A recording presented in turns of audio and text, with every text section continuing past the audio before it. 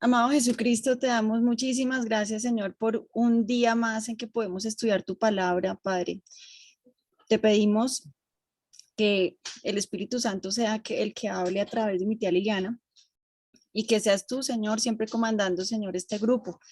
Bendecimos a cada una de las familias aquí representadas y a todas las personas que escuchen este mensaje, Señor, en este tiempo que es tan claro, Señor, que tenemos que entender absolutamente todo lo que tú nos quieres decir con lo que está escrito, Señor. Gracias, Padre, porque nos da la oportunidad de tener ese entendimiento, Señor. Y te pedimos, Señor, que en este tiempo seamos instrumento para que otras personas puedan abrir sus corazones y sus mentes a lo que tú nos quieres indicar. En el nombre de Cristo Jesús. Amén. Amén, amén. Muchas gracias.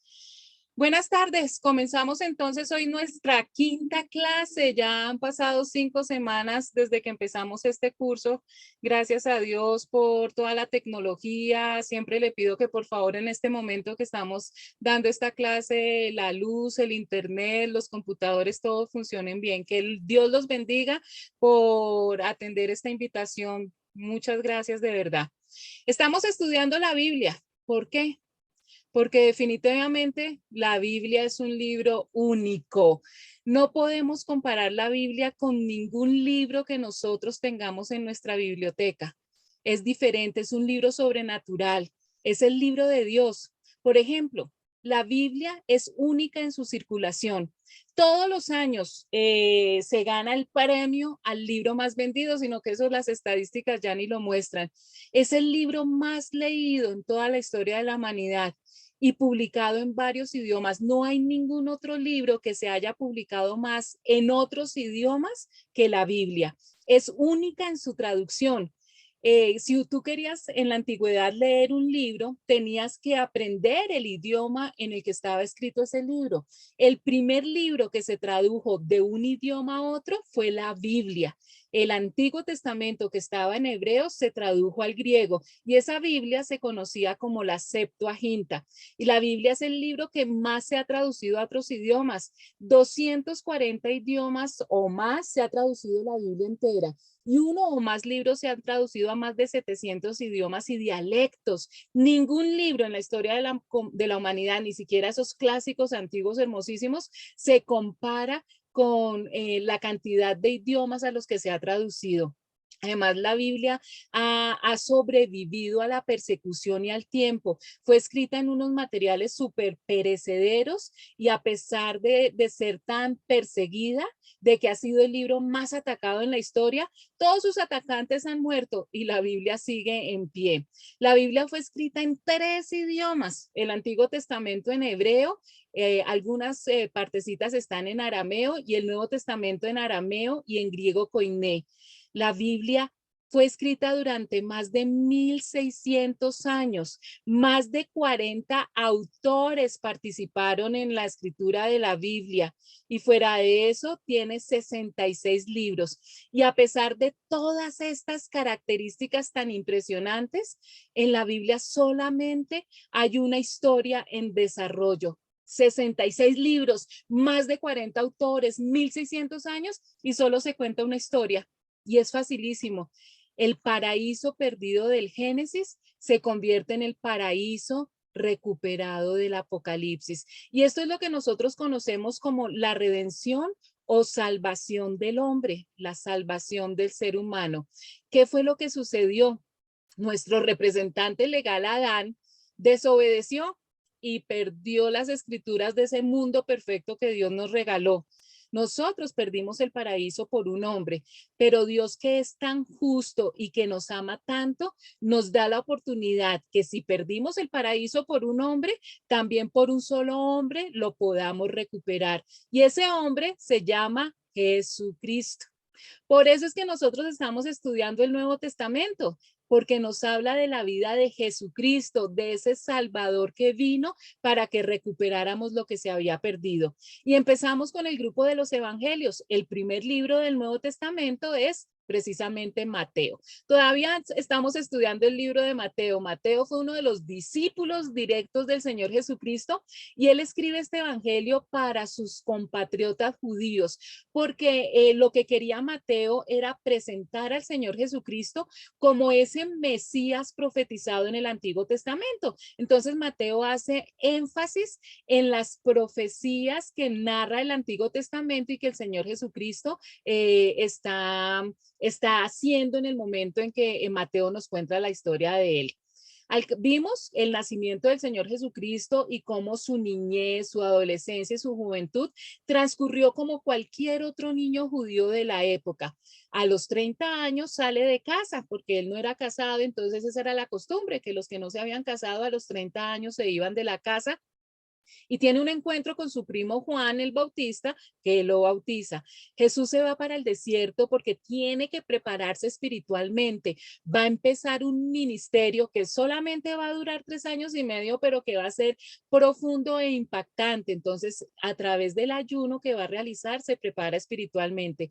Satanás aprovecha esa debilidad física que tiene Jesucristo y lo tienta, intenta que él peque, pero no lo logra. Jesucristo es el único hombre que ha estado en la tierra que jamás pecó. Y empieza su ministerio, empieza a llamar colaboradores. Primero llama a 2 hermanos, a Pedro y a Andrés. Después llama a otros 2 hermanos, Jacobo y Juan, los 4 pescadores, muy seguramente se conocían entre ellos. Jacobo y Juan tenían el apodo de Boanerges, que significa hijos del trueno, por ese temperamento que tenían tan explosivo.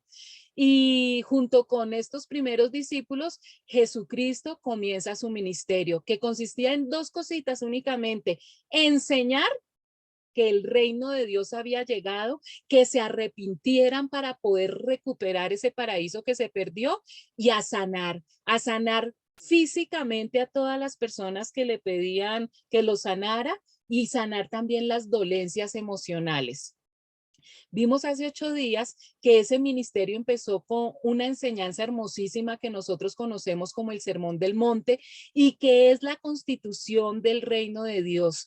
Los que creemos en Jesucristo y lo hemos recibido como nuestro Señor y Salvador, es decir, los cristianos, tenemos una ciudadanía del cielo. Nosotros no pertenecemos a este mundo, nuestro reino es de Dios y el que manda, el Rey de Reyes y Señor de Señores es Jesucristo. Entonces, en estas enseñanzas del Sermón del Monte, esta constitución, están todos los deberes y los derechos que nosotros como cristianos debemos practicar. Y el Señor Jesucristo comienza enseñándonos las bienaventuranzas. Recuerdan que significa que es 3 veces dichoso el que hace esto, esto y esto. Y nos damos cuenta que el Señor Jesucristo empieza a enseñar cosas que van totalmente en contravía de lo que hasta el momento se había enseñado y lo que las personas creían. Entonces ahí el primer remesón de esa transformación que viene para la humanidad cuando el Señor Jesucristo viene aquí a la tierra. El Señor Jesús nos advierte que va a haber persecución para todos los que lo amemos y lo obedezcamos, pero que Él siempre va a estar con nosotros. Y nos dice que por eso nosotros debemos ser sal y luz en la tierra. Sal, porque debemos ser ese sabor que le damos a esta vida tan insípida. Y luz, porque debemos ser ese faro en medio de la oscuridad que estamos viviendo y la que se viene, que es muchísimo peor. También el Señor Jesús nos enseña en esa constitución que Él vino a cumplir la ley, porque cuando el Señor Jesucristo estuvo aquí en la tierra, en ese momento estaba la 5ª dispensación o la 5ª etapa que se conoce como la etapa de la ley. Y la responsabilidad de los seres humanos que vivían en esa dispensación para poder recuperar el paraíso perdido era precisamente cumplir la ley. Por eso cuando Jesús estuvo aquí, cumplió la ley. Pero nos empieza a dar una cantidad de enseñanzas y nos dice que ya no podemos recuperar el paraíso perdido con nuestras obras, sino que lo tenemos que hacer a través de nuestra fe, porque nosotros tenemos que ser justos para poder recuperar esa vida perfecta que Dios nos ha dado. Pero como definitivamente nosotros solitos nunca lo vamos a lograr, nunca vamos a ser perfectos, Jesucristo nos regala su perfección, nos justifica. El justo es Él. pero nos pone ese manto de justicia a nosotros para que podamos recuperar la vida eterna. Entonces eso se llama justificación por la fe y nos dice que de ahora en adelante la ley fue muy importante para mostrarnos a nosotros que definitivamente solitos no podíamos, pero que ahora esa ley tenía que ser reemplazada por el amor. Y por eso es que él resume todos los mandamientos y la ley los resumen en amar a Dios sobre todas las cosas, amarte tú mismo y amar al prójimo. En eso se resume absolutamente todo. Entonces el Señor nos dice, no importa los sacrificios, no importa lo que ustedes, ofrendas, diezmos, eso de nada les sirve a ustedes si ustedes tienen odio, rencor, amargura contra un hermano, contra el prójimo, contra otro ser humano. Por eso el Señor nos dice, lo primero que ustedes tienen que hacer es reconcíliate primero con tu hermano si quieres que yo te escuche.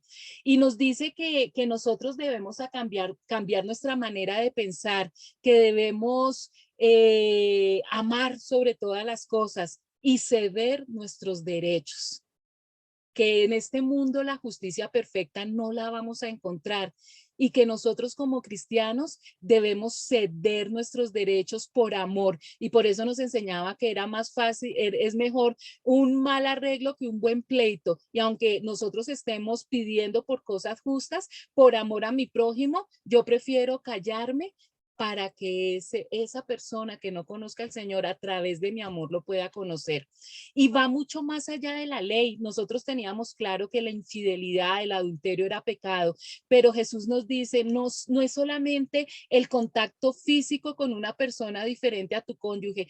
Si solamente tú piensas en otra persona diferente a tu cónyuge de manera sensual, ya estás pecando, ya estás cometiendo adulterio. Entonces va mucho más allá de la simple ley, profundiza, nos dice que no debemos jurar por nada, que nuestra palabra debe ser tan valiosa, que nuestro sí debe ser sí y nuestro no debe ser no, y las personas nos deben conocer por eso, por el valor de nuestra palabra, que antiguamente se enseñaba el ojo por ojo y el diente por diente, pero el Señor Jesucristo nos dice, eso era bueno, pero no es suficiente. Ustedes ahora tienen que dar la milla extra. Tienen que poner la otra mejilla, tienen que pagar el mal que le hagan a ustedes, lo tienen que pagar por bien. ¿Por qué? Porque Dios quiere que nosotros seamos extraordinarios. Las personas ordinarias, las personas comunes son las que pagan mal por mal y bien por bien. Pero cuando uno paga el mal que le han hecho con bien, nos volvemos extraordinarios. El amar al prójimo, el ceder nuestros derechos, el poner la otra mejilla, el no reclamar la justicia por encima del amor, nos hace personas extraordinarias. Y nos enseñó también el Señor Jesucristo hace 8 días que Él no quiere rezos, repeticiones de palabras, que es lo que quiere es que oremos. No es lo mismo rezar y orar. Y lo que nosotros debemos hacer es orar. Orar significa hablar con Dios. Y todo lo que se mueve en el mundo físico, en el mundo, ese mundo que nosotros percibimos con nuestros 5 sentidos, todo lo que pasa en este mundo físico depende de lo que pasa en el mundo sobrenatural o el mundo espiritual. Entonces, para que nosotros podamos tener un cambio en el mundo físico, tenemos que mover el mundo espiritual. Y el arma más poderosa, más que 10 bombas atómicas que tenemos los seres humanos para poder mover el mundo físico a través del mundo espiritual, se llama oración. Nadie puede cambiar a otra persona. Tú por más que intentes, por más que digas, cuando nos casemos lo cambio, cuando hagamos tal cosa, él cambia. Nadie tiene el poder de cambiar a otra persona, pero Dios sí. Y la manera para que la mano de Dios se mueva es a través de la oración. Entonces el Señor Jesús en ese sermón del monte, en esa constitución que nos está dando, nos empieza a dar unos tips para poder hablar con Él, para poder orar. Y lo primero que nos dice es que nosotros debemos orar sin cesar. Eso quiere decir que permanentemente nosotros tenemos que tener esa conversación con el Señor Jesucristo. Esas conversaciones internas que nosotros tenemos en nuestra mente deben ser entonces con el Señor. El Señor conoce nuestros pensamientos y en todo momento debemos estar hablando con Él. Y encontramos un patrón a través de unos versículos que estudiamos. Por la mañana, Señor, escuchas mi clamor. Por la mañana te presento mis ruegos y quedo a la espera de tu respuesta. Yo, Señor, te ruego que me ayudes. Por la mañana busco tu presencia en oración. Y hasta el propio Señor Jesucristo nos decía, muy de madrugada, cuando todavía estaba oscuro, Jesús se levantó, salió de la casa y se fue a un lugar solitario donde se puso a orar. Y este patrón nos está indicando que esa es la manera correcta de comunicarnos con Dios, a través de la oración, y debe empezar desde la mañana, desde el momento en que nosotros nos levantamos. Esa oración que nosotros hacemos por la mañana se conoce como el devocional diario. Así como a nosotros nos toca comer todos los días para alimentarnos físicamente bien, nosotros también tenemos que alimentarnos espiritualmente a diario. Entonces, el devocional diario, quedamos hace 8 días que les recomendaba esta película, ¿recuerdan? Cuarto de Guerra, espero que la hayan visto. Para los que no la hayan visto, entonces la pueden buscar en Netflix, en YouTube, en seriesbiblicas.net, y para que vean que explica de una manera muy hermosa, con mayor profundidad, lo que es la oración. Y allí quedamos hace 8 días. Entonces hoy vamos a seguir hablando sobre el devocional diario. A través del devocional diario puedes desarrollar más intimidad con el Señor. Sabemos que Dios se revela a través de su palabra y por eso es esencial que apartemos parte de nuestro día para leer la Biblia y para orar. Descubre lo que Dios quiere decirte en tu devocional hoy, si no lo has hecho todavía. Entonces, ¿en qué consiste el devocional diario? Es un diálogo entre Dios. Yo y Dios hablamos. La manera que yo le hablo a Dios es hablando como con cualquier otra persona, orando. Y Dios me habla a mí a través de su palabra. Por eso es que el devocional incluye la lectura de la Biblia. Dios me habla a mí a través del manual de instrucciones, a través de la Biblia. Y no es pecado rayar la Biblia. Si ustedes tienen resaltadores de colores y tienen su cuaderno, porque la idea no es simplemente leerla, sino escudriñarla, profundizar. Tienen que tener un orden para leer la Biblia, tienen que tener, ser sistemáticos. Dios es un Dios de orden y para hablar con Él, pues también debemos tener orden. Entonces es muy importante que ustedes tengan su propia Biblia donde puedan ustedes escribir las promesas, anotar lo que no entienden, resaltar lo que el Señor sienten ustedes que les está hablando directamente al corazón. Entonces, importantísimo, no se puede reemplazar absolutamente por nada la Biblia.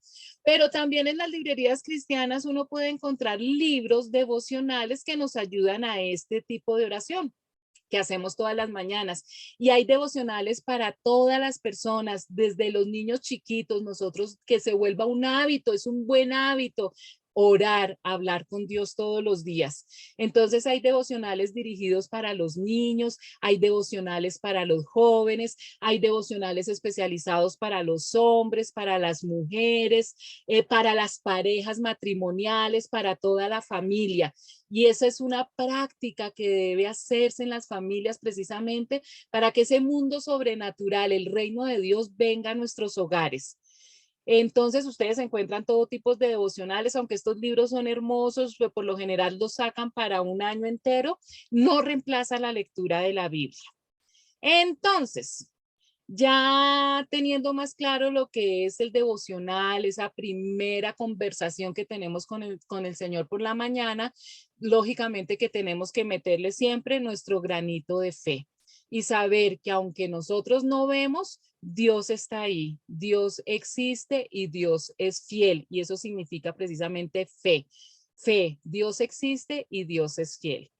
Entonces, vamos a seguir con nuestro estudio de Mateo. Estamos en el capítulo 6, versículos 9 al 13, dice. Los discípulos le preguntan al Señor Jesús porque como lo ven al Señor Jesús orando, él va muy seguido a orar, lo ven a la madrugada, lo ven al atardecer después de grandes jornadas de trabajo, cuando está cansado, el Señor Jesús siempre se apartaba y se ponía a orar. Entonces los discípulos le piden al Señor a Jesús que les enseñe a orar.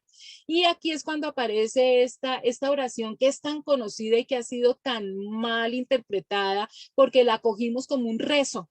como si esta oración en sí fuera la que abriera las puertas del mundo sobrenatural. Y fíjense que el Señor Jesús aquí está utilizando, dice orar así. Esto quiere decir que esto es un modelo de cómo nosotros debemos dirigirnos al Padre.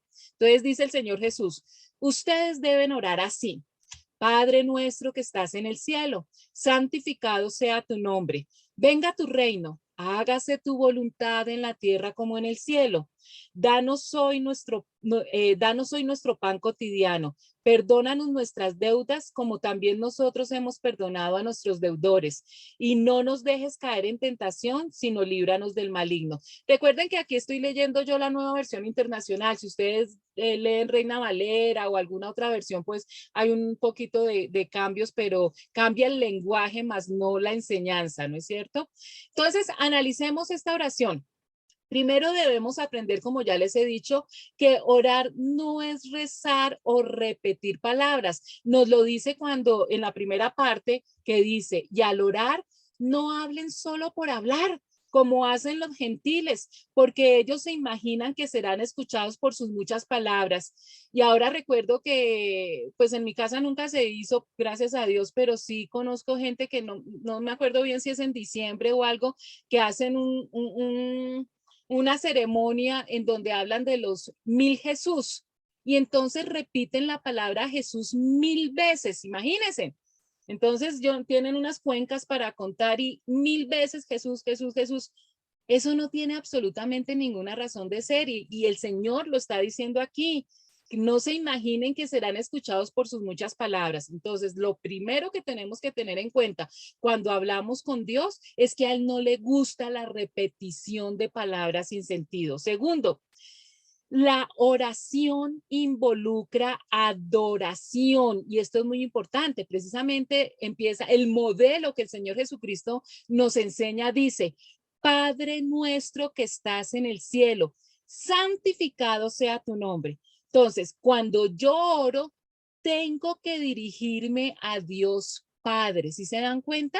Yo le pido a Dios Padre, gracias a Jesucristo, la labor que Jesucristo hizo aquí de morir en la cruz para pagar por nuestros pecados, puso un puente en el abismo que había entre Dios y los seres humanos por el pecado original. Entonces, yo le hablo a Dios Padre, le hablo a mi papá, gracias a Jesucristo y con el poder del Espíritu Santo. Así es que nos debemos. Por eso siempre las oraciones nosotros las terminamos. Te lo pedimos en el nombre de Jesucristo y con el poder del Espíritu Santo, porque es dirigidas a Dios Padre. Y aquí está resaltando su santidad. Es que recordemos que Dios, nuestro papá, es el Dios creador, la soberanía de Dios, el respeto que le tenemos, que aunque sabemos que Dios nos ama profundamente, nosotros tenemos que honrarlo, alabarlo y respetarlo y no ser igualados. Recordemos siempre que Dios es nuestro creador y por eso debemos adorar y exaltar su nombre primero que todo, como cuando uno escribe una carta, bueno, cuando se escribían las cartas. ¿Recuerdan ustedes que uno decía excelentísimo rector o apreciado doctor? Siempre va con un título. Entonces así también debemos dirigirnos al Padre Celestial cuando vamos a orar. Tercero, lo que tenemos que tener en cuenta cuando hablamos con Dios.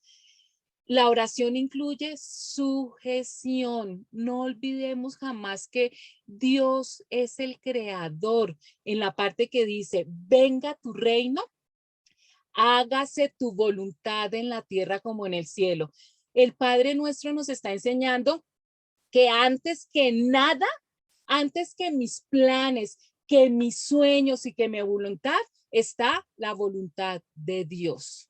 Por eso esa enseñanza de hace pocos años de que créelo, dilo y se te hará, si tú lo dices y tú lo crees, se te va a conceder. Es verdad que las palabras tienen poder, eso no lo podemos negar. El mismo Dios utilizó las palabras para la creación. Las palabras tienen poder, pero por encima de nuestras palabras está la voluntad de Dios. Por eso siempre que nosotros le pedimos algo al Señor, tenemos siempre que aclarar, y no solo con palabras, sino creerlo y tenerlo en cuenta, de que ante todo se debe hacer la voluntad de Dios. Recuerdan que yo siempre les enseño que entre las características que tiene Dios, la que más me gusta enseñar es su soberanía, porque es la que más fácilmente olvidamos. Nosotros a veces pensamos que Dios es como el genio de la lámpara, que la frotamos 3 veces y nos aparecemos ante Dios y le decimos quiero 3 deseos y la lista del mercado. Pero no, es que Dios no es el genio de la lámpara. Dios es nuestro creador y ante todo está su voluntad. Y lo que siempre nos debe dejar a nosotros tranquilos es que la voluntad de Dios es mejor que nuestra voluntad. La voluntad de Dios es buena, agradable y perfecta. Gracias a Dios que muchas veces no nos da lo que le pedimos. ¿Cuántas veces le hemos pedido cosas que después decimos, uy, Dios mío, menos mal que no me dio eso, porque cómo la hubiera embarrado, no me dio a esa o no me dio a ese? Entonces, siempre, siempre, siempre hay que tratar de que nuestros sueños y nuestros planes estén alineados con la voluntad de Dios. Eso debe incluir esa conversación que nosotros tenemos con Dios todas las mañanas. Cuarto, la oración también es petición, claro que nos encanta y el Señor sabe que tenemos necesidades. En la parte que nos dice, danos hoy nuestro pan cotidiano, no se refiere únicamente al alimento, que definitivamente es lo que más necesitamos, sino a todas nuestras necesidades. Pero sí ven que hasta el cuarto punto es que ya le podemos pasar la lista del mercado al Señor y eso incluye absolutamente todo. Antes de que tú le digas al Señor lo que quieres, el Señor ya lo sabe, pero le encanta oírtelo decir. Y por eso no tienen ustedes que tener temor, pero siempre sabiendo, ustedes díganle siempre, Señor, si yo te estoy pidiendo un absurdo, si te estoy pidiendo algo que me va a hacer daño y yo no lo sé, por favor, no me escuches. Así le digo yo al Señor, si te estoy pidiendo una locura, por favor, no me pares bolas, porque yo ante todo quiero que se haga tu voluntad en mi vida. Quinto, la oración debe incluir el perdón. ¿Recuerdan lo que el Señor Jesucristo empezó a enseñar desde el principio? Que nos arrepintamos de nuestros pecados y que amemos al prójimo, el amor ante todo. Las oraciones no pasan del techo si tú quieres hablar con papá Dios y tienes rencor y amargura y falta de perdón en tu corazón.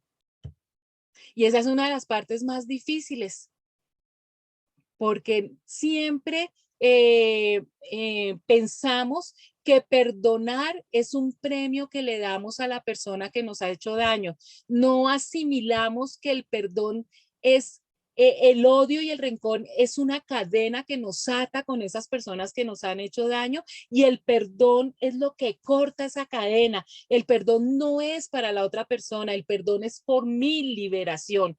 Entonces, cuando nosotros perdonamos, nos liberamos totalmente. Por eso el Señor nos dice, antes de ustedes pasarme en la lista del mercado, tiene que tener un corazón perdonador. Lo dice, perdónanos nuestras deudas como también nosotros hemos perdonado a nuestros deudores. En otras versiones dice, perdónanos nuestras ofensas como nosotros también perdonamos a los que nos ofenden. Entonces, es importantísimo esta parte. Sexto, la oración es protección y aquí nos está confirmando el mismo Señor Jesucristo que nosotros vivimos en un mundo que está bajo maldición. El Señor Jesús nos lo advirtió, nos dijo que en esta tierra íbamos a tener problemas, tribulaciones, pero nos dice tranquilos, yo he vencido al mundo, pero debemos pedir por protección. Yo no logro entender cómo las personas hoy en día salen a esta selva que es el mundo, la inseguridad tan impresionante hoy en día donde matan por un celular, matan por un par de tenis, tan espantoso que está todo, ¿no es cierto? ¿Cómo pueden salir, cruzar la puerta de la casa sin pedirle a papá Dios que los proteja? Es en este momento cuando nosotros le decimos, Señor, por favor, manda a tus ángeles a mí, a mis hijos, a mis seres queridos, por favor, guárdalos en todo momento y en todo lugar. Y el Señor Jesús lo enseñó en el Padre Nuestro cuando dice, y no nos dejes caer en tentación, sino líbranos del maligno, que es el que está detrás de toda. El Satanás no vino sino para matar, robar y destruir. y está detrás de nosotros para hacernos sufrir. Y solamente algo más poderoso que Él es Dios, y a través de la oración encontramos esa protección. Entonces, ¿sí ven cómo cambia ya el concepto de cómo debo yo hablar con Dios? Y no es simplemente uno por la mañana en las carreras y pasa uno por una estatua y se echa la bendición y ya estoy protegido, o tengo la Biblia abierta en el Salmo 91 o en el Salmo 23 en una trila en la sala, entonces ya mi hogar está protegido. No, no, no, eso es religiosidad. Eso no es. El cristianismo no es una religión. El cristianismo es una relación con una persona que se llama Jesucristo. Entonces, Jesucristo no vino a enseñar una religión. Jesucristo vino a enseñarnos una relación. Sigamos. Versículos 14-15 dice: porque si perdonan a otros sus ofensas, también los perdonará a ustedes su Padre Celestial. Pero si no perdonan a otros sus ofensas, tampoco su Padre les perdonará a ustedes las suyas.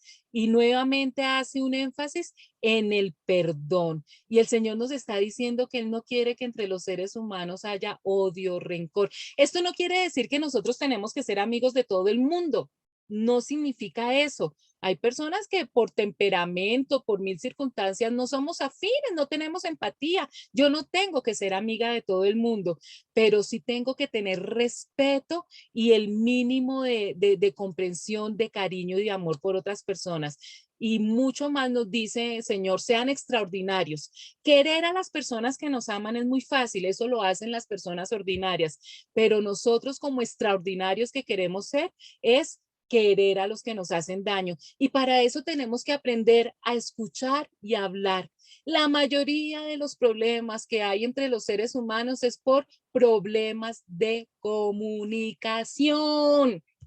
No sabemos escuchar, no sabemos decir las cosas, nos imaginamos que la otra persona debe saber lo que pensamos. Eso nos pasa mucho a las mujeres con los hombres, ¿no? Es que él debería saber lo que yo quiero, lo que yo siento. No, mujeres, los hombres es verdad que cuando ellos dicen que no están pensando en nada, no están pensando en nada.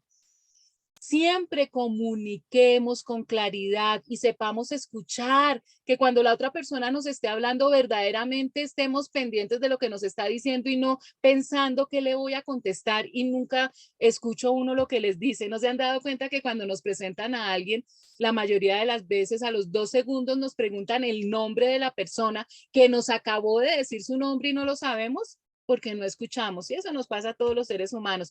Pero el Señor Jesucristo nos está diciendo, para poder amar a las personas tenemos que mejorar nuestros problemas de comunicación y mucho más con las personas que nos han ofendido.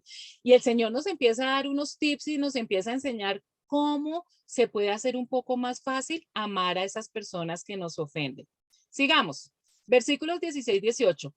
Cuando ayunen, no pongan cara triste como hacen los hipócritas que demudan sus rostros para mostrar que están ayunando. Les aseguro que estos ya han obtenido toda su recompensa. Pero tú, cuando ayunes, perfúmate la cabeza y lávate la cara para que no sea evidente ante los demás que estás ayunando, sino solo ante tu Padre que está en lo secreto, y tu Padre que ve lo que se hace en secreto te recompensará. Aquí el Señor Jesucristo nos está diciendo que otra arma importantísima para nosotros se llama ayuno. Ya vimos la primera, que es oración, ¿no es cierto? Que depende totalmente del perdón, oración y perdón, pero nos está hablando también del ayuno. El ayuno es un arma espiritual, es no alimentar el cuerpo para alimentar el espíritu. Fíjese que el Señor Jesucristo lo hizo por 40 días antes de empezar su gran ministerio. Eso no quiere decir que nosotros lo tenemos que hacer. Gracias a Dios, el ayuno no es obligatorio, no es una de las cosas que Dios nos mandó a hacer obligatoriamente, pero nos está enseñando que el ayuno es un arma espiritual. Recuerda que les acabo de decir que todo lo que pasa en este mundo físico, en este mundo natural, depende de lo que sucede en el mundo sobrenatural. Pues estas armas nos sirven para manejar el mundo sobrenatural, la oración y el ayuno. Entonces, el ayuno es algo voluntario. mediante el cual se escoge un día o unas horas, mediodía, para agradar a Dios, alabarlo y bendecirlo, absteniéndonos de tomar alimento, pero llenándonos espiritualmente. Entonces es muy importante que sepan esto. Si el ayuno no está acompañado de oración y de la lectura de la palabra de Dios, es decir, de la Biblia, lo único que se hace es aguantar hambre. No es el mero hecho de aguantar hambre lo que mueve el mundo espiritual. Es dejar de alimentar el cuerpo, pero alimentar el espíritu a través de la oración y del estudio de la palabra de Dios, del estudio de la Biblia. El ayuno no es un acto sacrificial del hombre. Dios no quiere sacrificios ni que suframos. Él lo que quiere ver es nuestro corazón. Dios quiere que ocurran cosas hermosas en nuestra vida en el día que ayunamos. Él quiere que el cielo atienda nuestros ruegos. Entonces no es cosa de sacrificios. No todas las personas pueden ayunar. Hay personas que por alguna enfermedad o algún problema físico no pueden ayunar, pero el estudiar la palabra y el orar lo alimenta espiritualmente. ¿Qué conseguimos nosotros cuando ayunamos? Primero, cambiar el corazón. Esa intimidad con el Señor al no alimentarnos físicamente y alimentar el espíritu hace que nuestro corazón comprenda mejor cómo Dios trabaja. Segundo, alivia nuestras cargas. Si uno sale livianito después de un día de ayuno. La iglesia donde yo asisto acostumbra a hacer un ayuno por mes. El primer sábado de cada mes, por ejemplo, ahorita el sábado de 5, el primer sábado hay ayuno todo el día. Entonces uno se congrega en la iglesia, combinan alabanzas con prédicas, hay bautizos, presentación de niños, sanidades, liberaciones, y eso lo hacemos una vez al mes. Entonces alivia nuestras cargas. Tercero, nos ayuda, nos enseña a perdonar y ser perdonados, porque muchas veces al primero que tenemos que perdonar muchas veces es al mismo Dios, ¿no? Sí se han dado cuenta que muchas personas dicen que no creen en Dios, pero cuando pasa algo malo le echan la culpa a Dios. Y si Dios no existe, ¿por qué le echan la culpa a Él? Entonces, hay que perdonar a Dios, a nosotros mismos. A veces nosotros mismos no nos perdonamos y mucho más a las personas que nos han hecho daño. Cuarto, romper todo yugo con alguien o algo que nos está apartando de Dios. A veces nosotros tenemos amistades, tenemos personas a nuestro alrededor o circunstancias que nos apartan de Dios, pero son fuertes en nuestra vida y no tenemos nosotros esa fortaleza para poder alejarnos de ellos. El ayuno nos da esa fuerza para poder dejar esas personas o esas circunstancias que nos separan de Dios. Quinto, el día de ayuno sirve para hacer peticiones especiales. Por ejemplo, si tengo que tomar una decisión difícil, ayunar es bueno para poder tener más intimidad con el Señor y poder oír su voz. Y también para descubrir la voluntad de Dios en nuestras vidas. Cuando tenemos que tomar decisiones y que yo no quiero hacer mi voluntad, sino la voluntad de Dios, entonces ese día de ayuno o ese momento de ayuno que estoy haciendo me fortalece y me da claridad espiritual. Entonces el ayuno tiene muchas ventajas. En resumen, el día de ayuno que debe haber palabra de Dios, lectura de la Biblia, alabanza con Dios, cantarle a Dios le encanta y oración a Dios. Palabra de Dios, alabanza con Dios y oración a Dios. Entonces los invito que cuando puedan utilicen esta arma espiritual que es tan poderosa y que algunos de ustedes a lo mejor nunca en la vida la habían oído hablar o nunca la han practicado. Seguimos. 19:21 dice, no acumulen para sí tesoros en la tierra donde la polilla y el óxido destruyen y donde los ladrones se meten a robar. Más bien, acumulen para sí tesoros en el cielo, donde ni la polilla ni el óxido carcomen, ni los ladrones se meten a robar, porque donde está tu tesoro, allí estará también tu corazón. Y aquí hay un cambio de tema. Y entonces el Señor nos está diciendo primero, pilas con sus apegos y con las cosas o las personas que ustedes tienen en su corazón. Acuérdense en que nada, puede ser mayor que el amor que le tenemos a Dios. En primer lugar, es amar a Dios sobre todas las cosas. Ni ninguna persona, ni ninguna circunstancia puede estar por encima del amor que yo le tengo a Dios. Entonces el Señor nos está diciendo, tengan cuidado en donde ponen ustedes su corazón, sobre todo en las riquezas de este mundo. El más pobre de los seres humanos es aquel que solamente tiene dinero. El dinero, como dice la misma Biblia, se desvanece, desaparece y no nos damos cuenta de la noche a la mañana. Y aquella persona que tiene puestas sus esperanzas, su futuro, su felicidad en las cosas materiales, en el dinero y en los objetos materiales, es digno de conmiseración, porque es lo más volátil que hay, las riquezas de este mundo. Y el Señor Jesucristo nos está diciendo, ¿les gustan las riquezas? ¿Les gustan los tesoros? Pues acumulen esos tesoros que van a durar toda la eternidad. Nadie, no hay ningún trasteo, ningún entierro con trasteo, ¿no es cierto? Absolutamente nadie en su lecho de muerte pide que por favor le muestren el extracto bancario a ver cuánta plata tiene. Es lo menos importante que hay, son los bienes materiales y el dinero.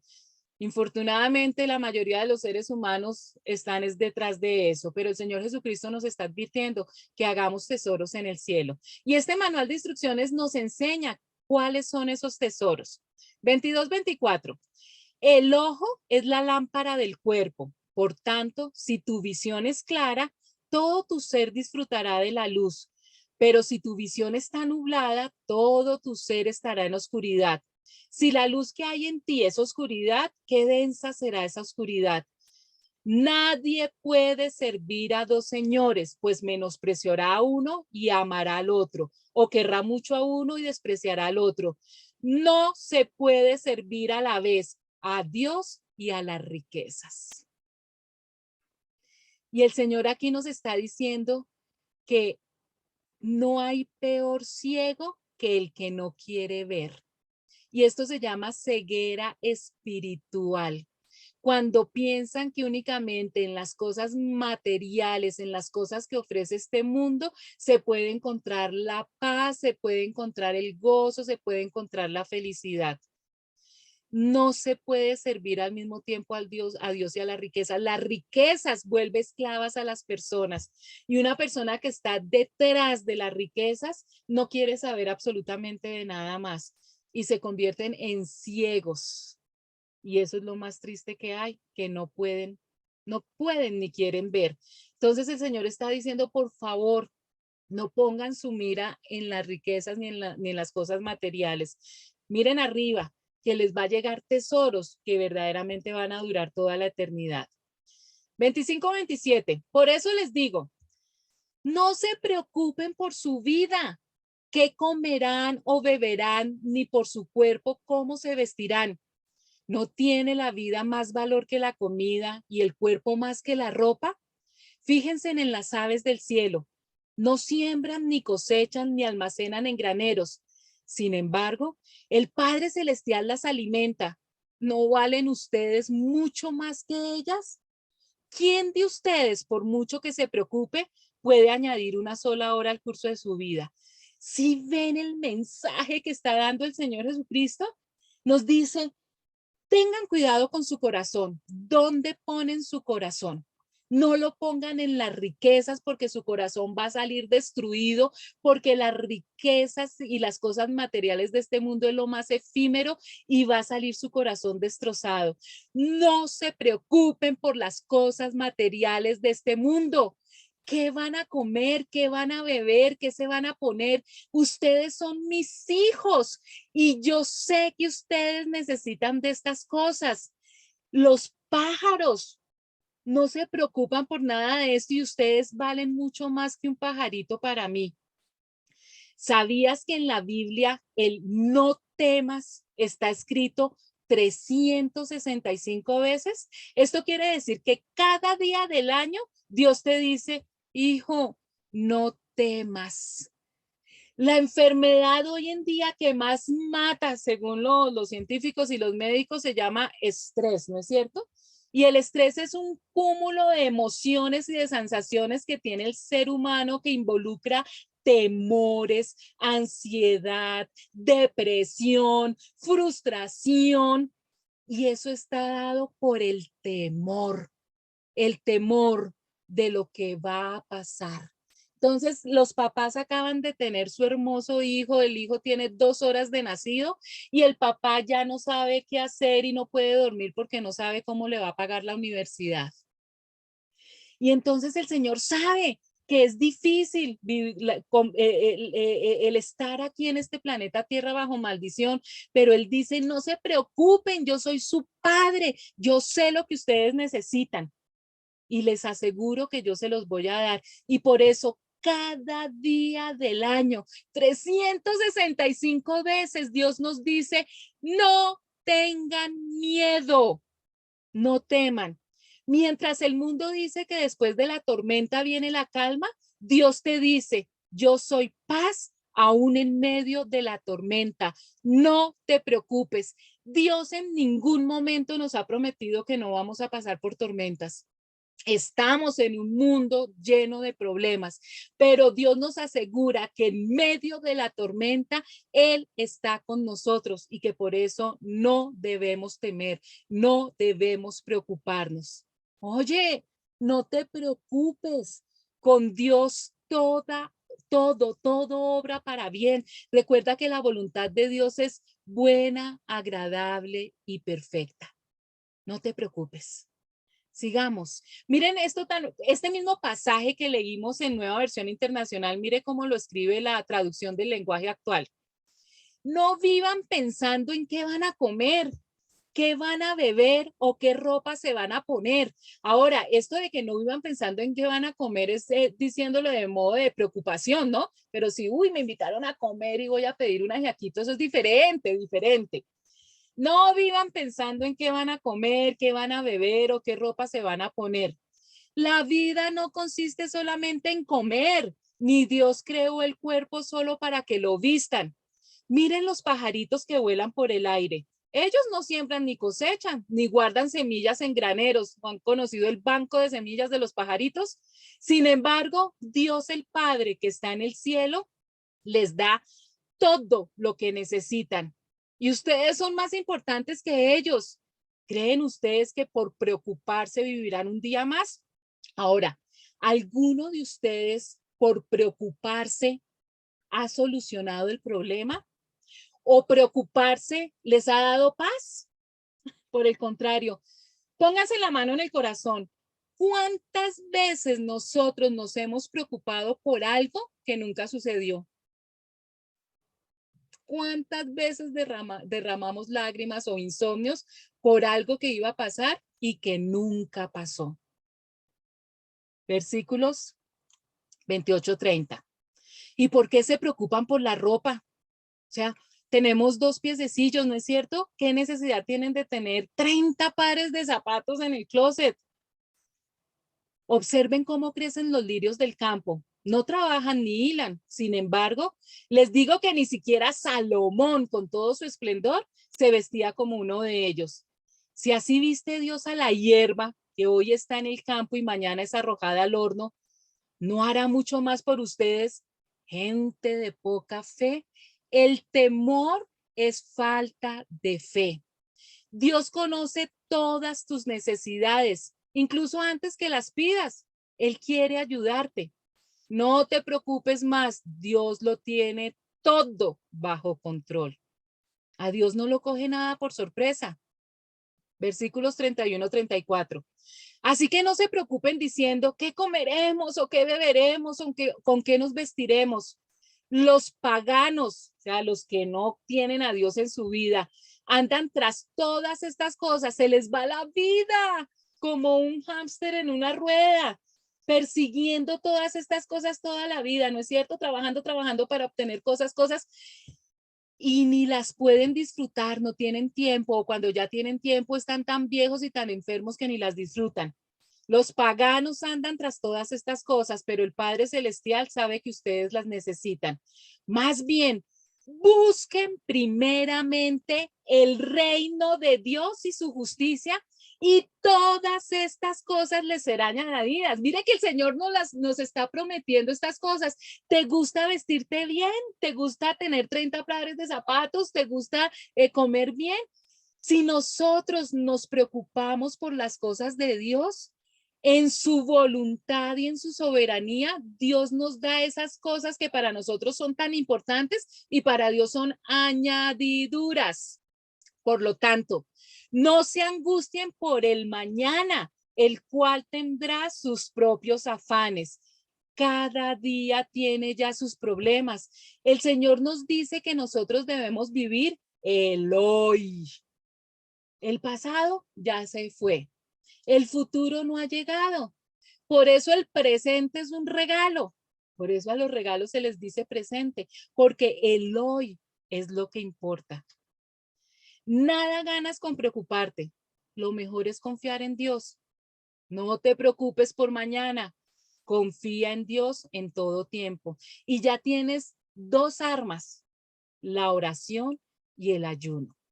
Cuando ponemos nuestros problemas en las manos de Dios, Él pone paz en nuestros corazones. Mire, y yo se los aseguro, y yo sé que muchas de las personas que me están escuchando en este momento, esos momentos de angustia que nosotros vivimos, de gran tribulación, que sentimos un dolor por algún problema que estamos pasando y nos arrodillamos y empezamos a orar, sentimos ese abrazo del Señor Jesucristo y esa paz que nos empieza a inundar y podemos derramarnos ante el Señor con lágrimas, con llanto, clamándole.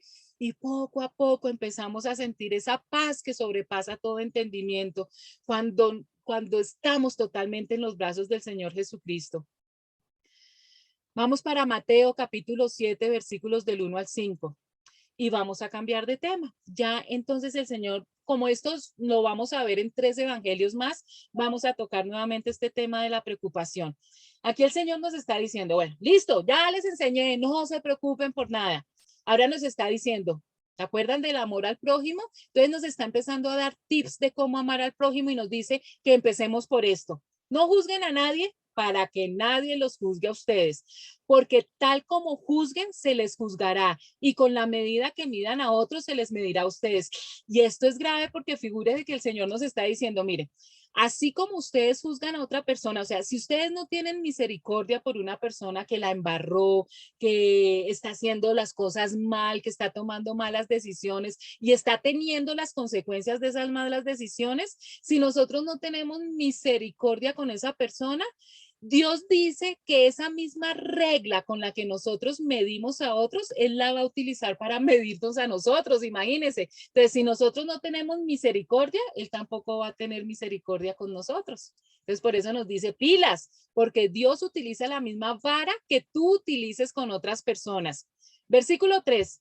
¿Por qué te fijas en la astilla que tiene tu hermano en el ojo y no le das importancia a la viga que está en el tuyo? ¿Cómo puedes decirle a tu hermano, déjame sacarte la astilla del ojo cuando ahí tienes una viga en el tuyo? Hipócrita, saca primero la viga de tu propio ojo y entonces verás con claridad para sacar la astilla del ojo de tu hermano. Fíjense en esta última parte que él no está diciendo que en ningún momento nosotros podamos juzgar en el sentido de que una persona pues enderece su camino, pero que primero nosotros tenemos que estar conscientes de cómo actuamos. Se los voy a explicar un poquito mejor acá. No juzgues a nadie solo porque peca de forma diferente que tú. Todos somos pecadores. Cometemos diferentes pecados en diferentes niveles, diferentes días, pero absolutamente todos los seres humanos somos pecadores. Entonces, primero tenemos que partir de ahí. Estamos en el mismo nivel. Nadie es mejor que otra persona. No juzgues nunca a nadie por lo que hace, si no sabes el motivo de por qué lo hace. Una de las mejores maneras para comprender por qué una persona actúa como actúa es precisamente ponerse en los zapatos de esa persona. Y encontré esto que me pareció tan bonito que dice, antes de juzgar mi vida o mi carácter, ponte en mis zapatos, recorre el camino que yo he recorrido, vive mis penas, mis dudas, mis risas. Recorre los años que he recorrido y tropieza ahí donde yo tropecé y levántate así como yo lo he hecho. Cada cual tiene su propia historia y entonces ahí podrás juzgarlo. Una de las mejores maneras de conocer, por ejemplo, con los papás que no tienen a veces tantos problemas por lo que son tan duros, es conocer la infancia de ellos. Y así uno aprende a comprenderlos muchísimo, esas vidas que por lo menos la generación de mis padres que les tocó tan duro, trabajar desde tan temprana edad, con unos padres que fueron tan supremamente duros. Entonces, ponerse en los zapatos de la otra persona. Cuando alguien nos caiga re mal, cuando alguien es duro, cuando alguien es cruel, tratemos de ponernos en los zapatos de esa persona, por qué esa persona actúa así.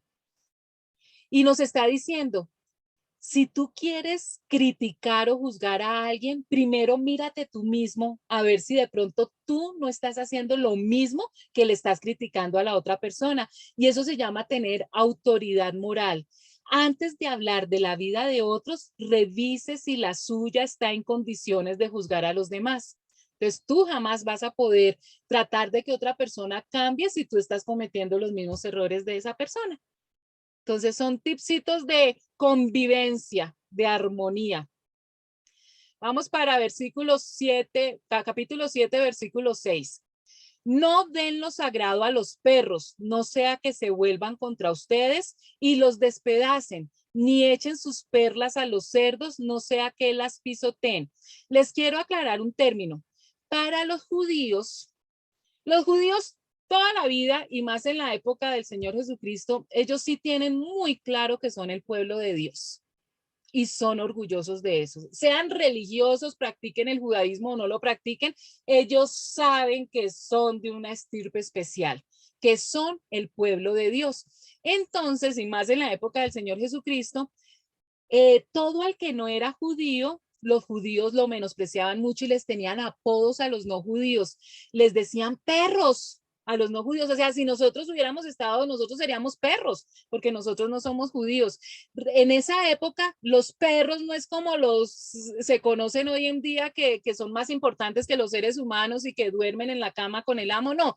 En esa época los perros son lo que deberían ser, eran animales que inclusive comían era mortecinos, jamás fueron mascotas, ese concepto de mascotas no se conocía. Entonces los judíos les dicen a los que no son judíos, les dicen perros, les dicen gentuza, y de ahí viene la palabra gentil, gentil viene de gente, de gentuza, de chusma, chusma, chusma. Los judíos entonces, cada vez que en la Biblia hable de perros o de gentiles, se está refiriendo a personas no judías, ¿listo? Entonces aquí está diciendo este versículo, se las voy a leer en la Nueva Traducción Viviente para que la entiendan un poquito más. Dice, no desperdicies lo que es santo en gente que no es santa. ¿Qué es santa? La palabra de Dios. Todo lo que nosotros aprendemos del manual de instrucciones son tesoros escondidos para que nosotros podamos tener una mejor vida aquí en la tierra y la vida eterna en el mundo perfecto que Dios creó. Entonces es el tesoro más grande que uno puede encontrar, es lo que la Biblia nos enseña. Y el mismo Jesucristo nos está diciendo, no desperdicies esta palabra de Dios que es santa con la gente que no es santa. No arrojes tus perlas a los cerdos, pisotearán las perlas y luego se darán vuelta y te atacarán. Los cerdos para los judíos es el animal más inmundo que hay, el animal más impuro. Entonces no tienen ninguna relación con los cerdos. Entonces el Señor aquí nos está diciendo, miren, si ustedes se encuentran con gente que se burlan, que definitivamente no creen, que menosprecian la palabra de Dios, no pierdas el tiempo con estas personas. Definitivamente no merecen conocer lo que dice el manual de instrucciones.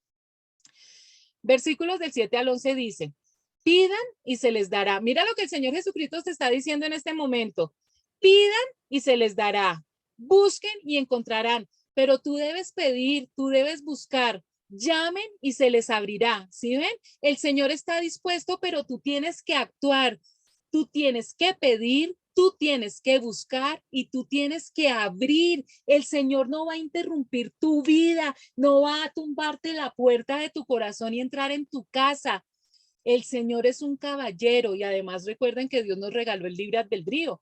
Entonces Él no nos va a hacer algo que nosotros no le permitamos hacer. Si tú quieres tener, si tú quieres hallar, si tú quieres entrar, tienes que pedir, tienes que buscar y tienes que abrir, porque todo el que pide, recibe. El que busca, encuentra y al que llama, se le abre. ¿Quién de ustedes, si su hijo le pide pan, le da una piedra? ¿O si le pide un pescado, le da una serpiente? Pues si ustedes, aún siendo malos, saben dar cosas buenas a sus hijos, ¿cuánto más su Padre que está en el cielo dará cosas buenas a los que le pidan? El Señor nos está diciendo, recuerden, Dios es bueno. Si nosotros los seres humanos que somos malos, los normales, si un hijo nos pide algo, nosotros le damos lo mejor. Imagínense al que es 100% bueno. Todo lo bueno que te ocurre en la vida se lo debes solo a Dios, porque Dios es tan bueno que colma a sus hijos de bendiciones todo el tiempo. Nunca olvides. Y esa es una frase que repiten mucho en una película que se llama Dios no está muerto, que se las recomiendo mucho. Inclusive hay 4 Dios no está muerto, se las recomiendo las 4. Están también en seriesbiblicas.net. Dios es bueno todo el tiempo. Todo el tiempo Dios es bueno. No olvidemos eso. Y por eso Él nos repite, Dios es bueno. ¿Acaso si vuestro hijo, pues vuestros hijos piden pan, les dais una piedra? ¿O si os pide un pez, le dais una culebra? ¿Cuánto más vuestro Padre dará cosas buenas a los que se la pidan? Versículo 12. Así que en todo traten ustedes a los demás tal y como quieren que ellos los traten a ustedes. De hecho, esto es la ley y los profetas. Y este versículo es lo que nosotros conocemos como la regla de oro. Trata a los demás como te gustaría ser tratado. Otra versión que significa lo mismo. Haz por los demás lo que te gustaría que hicieran por ti. O lo mismo, pero en otro orden. No hagas a los demás lo que no quisieras que te hagan a ti. Muy fácil. ¿Cómo te debes comportar con otras personas? De la misma manera como quisieras que ellos se comportaran contigo. Igual, fácil, ¿no es cierto? Entonces, cuando tú hables algo, cuando tú hagas algo, pregúntate primero si a ti te gustaría que te hablaran así, que te miraran así, que te hicieran así. Si no te gustaría, no lo hagas con los demás. Esa es la regla de oro, nos dice el Señor Jesucristo. Versículos 13-14. Entren por la puerta estrecha, porque es ancha la puerta y espacioso el camino que conduce a la destrucción, y muchos entran por ella, pero estrecha es la puerta y angosto el camino que conduce a la vida, y son pocos los que la encuentran. ¿Esto que estamos hablando es fácil? No, no es fácil. Y la mayoría de la gente o ni siquiera sabe que existe, o lo han escuchado y no les interesa hacerlo. Son indiferentes a todas las instrucciones que están en la Biblia. Tristemente, muchas de las personas que me están escuchando en este momento entienden lo que les estoy diciendo, entienden lo que el Señor Jesucristo nos dice en su palabra, pero nunca lo van a hacer porque tienen por encima otras emociones, egoísmos y otro tipo de emociones que los apartan. Por eso este versículo nos enseña que la puerta para los que no quieren hacer la voluntad de Dios es mucho más ancha porque es más fácil no hacer lo que Dios nos pide y muchos se van a ir por ahí. Hacer la voluntad de Dios es más difícil y eso es lo que nos hace extraordinarios. Por eso la puerta es angosta. Siempre el camino que lleva a Jesús va a haber menos personas que el camino que nos aleja de Jesús. Versículos 15-20. Cuídense de los falsos profetas. Vienen a ustedes disfrazados de ovejas, pero por dentro son lobos feroces. Por sus frutos los conocerán. ¿Acaso se recogen uvas de los espinos o higos de los cardos? Del mismo modo, todo árbol bueno da fruto bueno, pero el árbol malo da fruto malo. Un árbol bueno no puede dar fruto malo y un árbol malo no puede dar fruto bueno. Todo árbol que no da buen fruto se corta y se arroja al fuego. Así que por sus frutos los conocerán. Los conocerán. Aquí Jesús no, está comparando nuestras vidas como si fueran árboles y nuestras acciones como frutos. Entonces, cuando uno hace cosas buenas es porque desde el corazón están brotando las cosas buenas, pero uno hace cosas malas porque en el corazón hay cosas malas.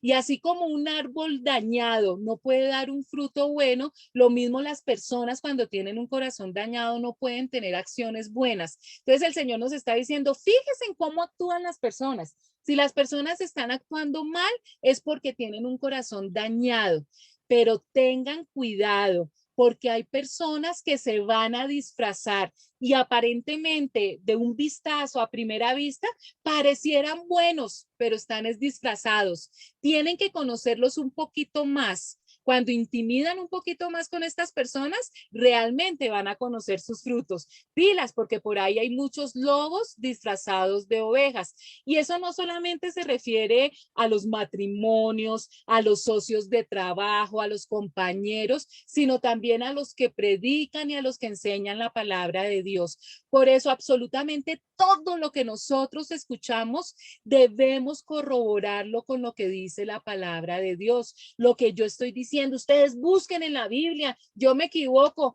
Ay, oyendo las grabaciones que le doy muchas gracias a Dios porque para los que quieran, para los que no saben todavía, en YouTube buscan Liliana Parga y ahí está todas las clases que hemos dado y en una de las clases estaba yo hablando de Eva y 2 veces decía María, María, y yo decía, pero ¿cómo me equivoqué así?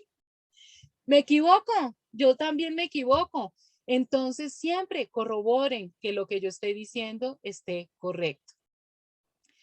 El árbol se conoce por sus frutos y el Señor nos lo dice. Por sus frutos los conoceréis. Ningún corazón dañado puede dar cosas buenas, aunque lo intenten al principio. Puedes predicar a Cristo y recitar la Biblia de memoria, pero solo te podrán creer cuando practiques lo que prediques. Y eso se llama dar buen testimonio. Vamos para los versículos 21-23. No todo el que me dice Señor, Señor, entrará en el reino de los cielos, sino solo el que hace la voluntad de mi Padre que está en el cielo. Muchos me dirán en aquel día, Señor, Señor, ¿no profetizamos en tu nombre y en tu nombre expulsamos demonios e hicimos muchos milagros? Entonces les diré claramente, jamás los conocí. Aléjense de mí, hacedores de maldad. Aquí el Señor nos está dando una lección muy hermosa y es que muchas personas pueden hacer milagros, pueden hacer obras sobrenaturales, prodigios, pero eso no quiere decir que sean de Dios. Esas cosas sobrenaturales, ese poder que pueden tener muchas personas también puede ser dado por Satanás. Entonces no se descresten por milagros que ustedes puedan ver en personas. Lo que tienen que mirar siempre es el fruto. Hay una cosa peor que no ser cristiano y es no serlo y creer que lo eres. Tienes que tú mismo evaluarte y analizarte cómo es tu comportamiento, a ver si de verdad eres cristiano o no eres cristiano. Ahora, qué tristeza cuando muchas veces personas, después de todo, de todas estas enseñanzas, todavía no se consideran cristianos. Cristianos no es un cambio de religión. Cristianos es creer en Jesucristo y aceptarlo como Señor y Salvador. Y si después de 1 año y 3 meses que hemos estado estudiando la palabra, todavía no has entendido esto, me da mucha tristeza que todavía para ti te cueste tanto trabajo decir que eres cristiano. El cristiano no se conoce por los dones, es decir, por los poderes, sino por sus frutos, es decir, por sus acciones. Y si ni siquiera eres capaz de ponerte el título de cristiano, mucho menos vas a poder actuar como cristiano. Entonces, cuidado, por favor. Estamos viviendo tiempos difíciles. y estamos en un tiempo muy cercano a la venida del Señor. Les queda poco tiempo para tomar esa decisión. Por tanto, todo el que me oye estas palabras y las pone en práctica es como un hombre prudente que construyó su casa sobre la roca. Cayeron las lluvias, crecieron los ríos y soplaron los vientos y azotaron aquella casa. Con todo, la casa no se derrumbó porque estaba cimentada sobre la roca. Pero todo el que me oye estas palabras y no las pone en práctica es como un hombre insensato que construyó su casa sobre la arena. Cayeron las lluvias, crecieron los ríos, soplaron los vientos y azotaron aquella casa. Esta se derrumbó y grande fue su ruina. Este pasaje es hermoso, es el pasaje de la iglesia que yo asisto, que lo tienen como base, y nos está hablando primero de dos tipos de seres humanos: los sabios y los necios. Y nos indica por qué se le da ese título a unos de sabios y a otros de necios. Por la manera como construyen, en dónde construyen, porque dos hombres, ¿no es cierto? Sabios y necios, pero también nos habla de dos cimientos: la arena y la roca. Y aquí la roca se refiere al Señor Jesucristo. Entonces nos está diciendo, los sabios construyen sus vidas sobre el Señor Jesucristo, sobre la roca. Los necios construyen sobre la arena, separados del Señor Jesucristo. Y mira lo que está diciendo, a los dos construyen la casa, sino que unos la construyen en la roca y otros en la arena, pero a los dos les pasan los mismos fenómenos naturales que se refieren a los problemas que tiene esta vida, ¿no es cierto? Vientos, lluvias, truenos. Tanto a los de la arena como a los de la roca les caen los mismos problemas, pero el que está en la roca queda intacta. El que está en la arena dice, grande es su ruina. No tienen por qué pensarlo más. Créanlo, por favor. Lleven con orgullo el título de cristiano, pero que no se quede solamente en el título. Tienes que practicar lo que el Señor Jesucristo nos dice. Así vas a tener tu casa, tu vida sobre la roca. Y cuando vengan las tempestades, los truenos, vas a permanecer. Los que no estén con Jesucristo, va a ser su ruina con todo lo que viene para este mundo. 28-29. Cuando Jesús terminó de decir estas cosas, las multitudes se asombraron de su enseñanza, porque les enseñaba como quien tenía autoridad y no como los maestros de la ley. Los maestros de la ley, los fariseos, eran los que les enseñaban a los judíos todo lo que estaba escrito en el Antiguo Testamento. Y ahora viene el Señor Jesucristo a enseñarles una cantidad de cosas nuevas, pero con una autoridad que los hacía diferentes. Jesús era diferente a los maestros de la ley, no solo por la autoridad, sino por el amor que emanaba por todos sus poros, la mirada. Yo no me imagino pues esa mirada de amor del Señor Jesucristo. Cada palabra, así fuera una palabra fuerte, con tanto amor, y dice que la gente estaba asombrada, no solamente por lo que escuchaba, sino cómo lo estaba escuchando. Capítulo 8, versículos 1-4. Cuando Jesús bajó de la montaña, lo siguieron grandes multitudes. Un hombre que tenía lepra se le acercó y se arrodilló delante de él. Chicos, en este momento el Señor da la Constitución, ¿no es cierto? Da una cantidad de tips importantísimos con todo ese material que el Señor ya nos ha dado. Es para que tengamos una base grandísima para nosotros poder saber cómo comportarnos según lo que Dios quiere, con nuestra relación con Dios, conmigo mismo y con el prójimo. Entonces es toda una constitución que solo con esto ya tenemos para el resto de nuestras vidas para poderlo practicar bien. Y en este momento, entonces, en el ministerio del Señor Jesucristo empieza al recorrer todo el sitio y empieza a sanar. Y empezamos a ver milagros. O sea, el Señor les habla, es una prédica impactante, es una enseñanza impactante, pero Él quiere demostrarles a todas las personas que están a su alrededor que Él no es solo palabras, sino que verdaderamente con todas esas cosas sobrenaturales que va a hacer para corroborarles que Él es el Hijo de Dios. Y eso quedó plasmado en el manual de instrucciones. Voy a dejar aquí porque empezamos un tema hermosísimo que es los milagros del Señor Jesucristo.